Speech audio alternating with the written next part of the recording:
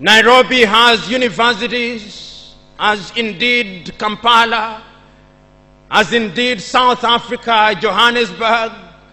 We have all these universities. We have engineers. But our roads are not being made by Tanzanian civil engineers. It is the Chinese who are present in this assembly who are making our roads.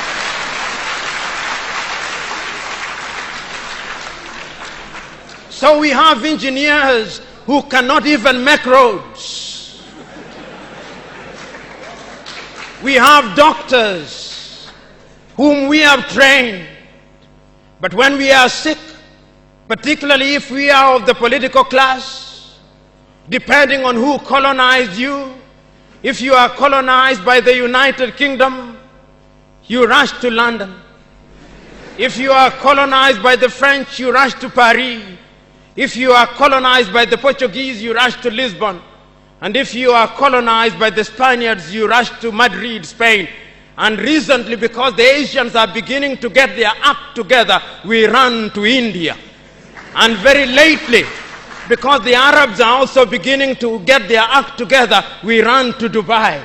Notwithstanding that we have the Kenyatta hostels of this country, the Muhimbilis of Tanzania, the Chris Hani Baragwanaths of South Africa, and the Mama Yemos of Kinshasa in Zaire or the Democratic Republic of Congo, but we have no faith in our doctors. In the area of education, we also don't have faith. Our political class introduced something that they call free education, but it's free indeed, free of knowledge. Because they are so suspicious of those institutions that the typical African politician would not dare take their children to those schools.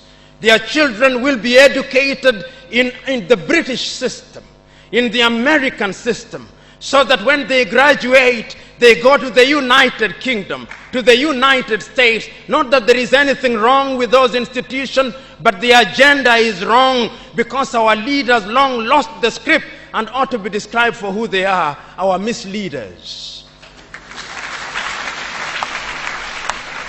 But we are co-authors of our own misfortune.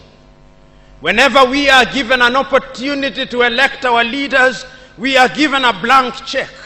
And if you permit me a little latitude, and if you give me a blank check, and you allow me to analogize, and you say that I'm given the blank check to buy a Mercedes Benz, what we do is that when we are called upon, having been so empowered, we buy what one calls a tuk-tuk from India and expect it to behave like a Mercedes Benz.